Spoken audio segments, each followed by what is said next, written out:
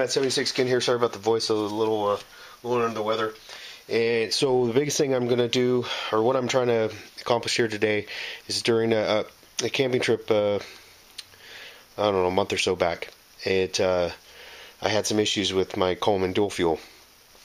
First off, some fuel leaking around the valve assembly here, and then poor performance from light output. So what I'm going to do is go ahead and tear into it and see what I can find here, see if I can seal up the leaks, maybe clean out the gas generator there to see if something's clogging it up. So you can kind of follow me along here. Before I get too much into this, I'll throw out that disclaimer out there for those that always seem to be so concerned about safety. I promise I'm taking the proper safety precautions. It's called life, and sometimes you have to take risks to live it. So that out of the way, let's continue. So I had it lit there, and you probably see that clip in the first part. I'm going to let it cool down a little bit longer so I don't burn myself, and we'll continue after that. Okay, so now let's cool down a little bit, and that's obviously first thing before, especially the globe. The globe can get extremely hot, so especially if you've had it lit for any significant amount of time, give it plenty of time to cool down.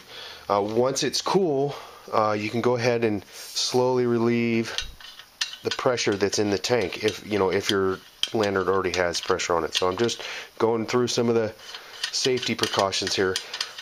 You could also do an additional step and drain the fuel out. So far along in this, I'm not going to be tearing into the actual fountain or the tank. So we'll just continue this piece. Literally just lifts out just a small piece of galvanized stamped steel. And then we're going to have, we'll go over wrench sizes here in a minute. And then there's just, I'll bring you in a little bit closer, but there's just a little kind of C-clip style on there around the base here. So it's a little simpler than some of the older models to disassemble. So let me pause here, get the right wrenches, and we'll be right. Okay, so this nut right here, or fitting, is a ½ inch. If you don't have ½ inch, you're going to want one for both sides to hold the bottom and the top. You can use a 13 millimeter. I wouldn't recommend a 13 millimeter on anything. It usually fits a ½ inch size a little loosely, so anything that's a higher torque, that actually has like a torque rating on it, I would not recommend that, because you can round off the edges or the corners. A little pressure that was still in the not from the tank, but from in the assembly there, release that. That'll probably help. Said once again, you don't do this around any sort of open flame.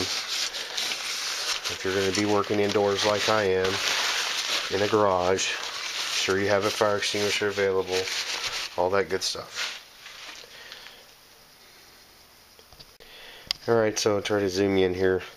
So if you see here, this bottom is a jam nut.